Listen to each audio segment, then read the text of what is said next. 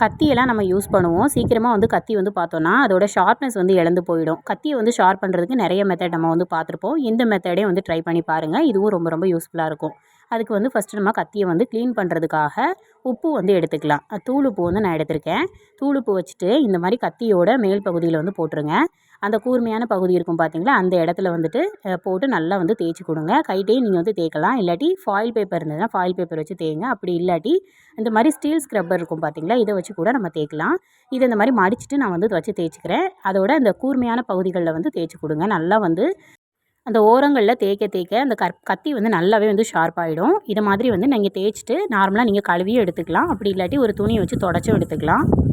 கத்தியோட 2 பக்கமும் நம்ம இந்த மாதிரி ஸ்டீல் ஸ்க்ரப்பர் வச்சு தேய்ச்சி எடுத்துக்கலாம். உப்பு ஸ்டீல் ஸ்க்ரப்பர் வச்சு தேய்க்கிறப்போ நல்லா வந்து கத்தி ஷார்ப் ஆகிடும். இந்த மெத்தடில் வந்து நம்ம கத்தியை வந்து ஷார்ப் பண்ணிக்கலாம்.